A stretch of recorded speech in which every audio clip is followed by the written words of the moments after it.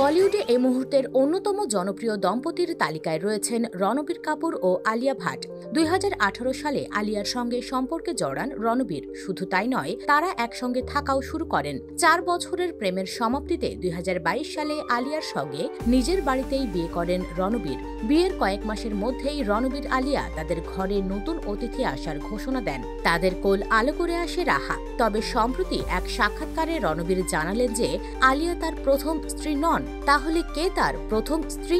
সবার মনে এমন প্রশ্ন জেগেছে। রণবীরের প্রেম কাহিনী কম বেশি সবাই জানেন। তিনি ক্যারিয়ারের শুরুতে প্রেম করতেন সোনম কাপুরের সঙ্গে।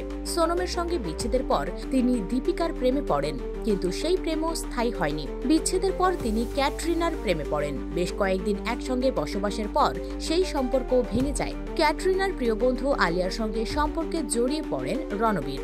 একাধিক প্রেম লিভ ইন রিলেশন থাকলে রণবীর যে আগে বিয়ে করেছেন সে খবর কোনোদিন প্রকাশ হয়নি। এবার রণবীর সেই গল্প নিজেই জানালেন। রণবীর এক সাক্ষাৎকারে জানান, ক্যারিয়ারের শুরুর দিকে এক নারী তাকে বিয়ে করেছিলেন।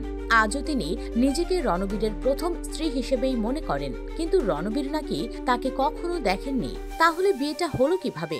এমন প্রশ্নের জবাবে অভিনেতা বলেন, ক্যারিয়ারের শুরুর দিকের একটা ঘটনা আমার মনে আছে। বাড়ির দারোয়ান আমাকে বলেছিলেন এক মেয়ে পুরোহিত নিয়ে এসে বাড়ির গেটে বসে আমাকে বিয়ে করেছেন।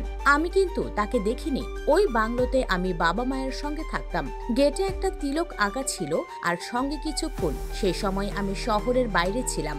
ওই ঘটনায় আমি তো অবাক। আজ পর্যন্ত আমি তাকে দেখিনি, তবে দেখার ভীষণ ইচ্ছা রয়েছে।